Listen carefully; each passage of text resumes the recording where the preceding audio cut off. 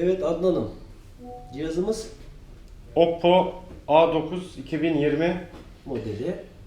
Cihaz bize ilk gelen arızası ekran 10-15 dakikada bir gidiyor.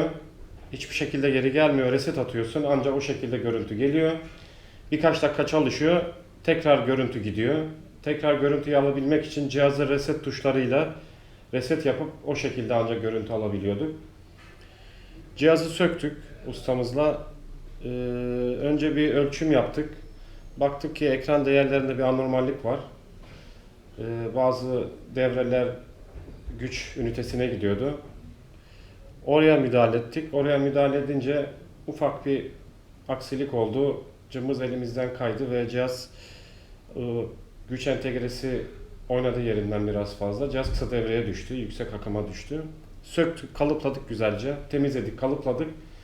Cihaz açıldı fakat farklı bir arızayla açıldı. Bu sefer cihaz Oppo logosunda kalıyordu. Bu sefer tekrar bir ölçüm yaptık.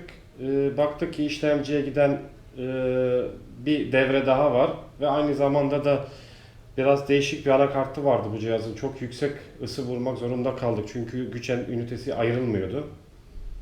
O yüzden biraz da tahminen dedik işlemci kusmuş olabilir.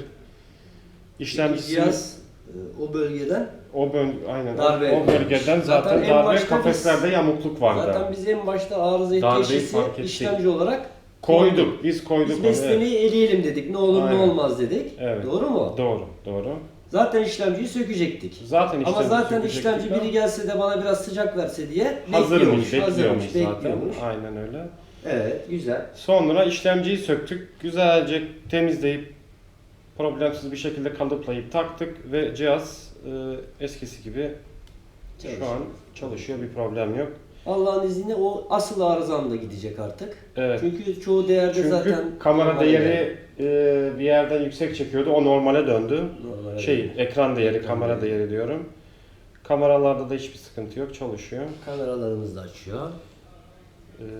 Zaten ustamız da eğer dilerse videoları yapım aşamasını baştan sona kaydettik. Onları kaydettik. Hem bir eğitimdi. Paylaşacak. Hem de bir cihaz onarmış olduk. Cihazın sorununu çözmüş olduk. Don't wait.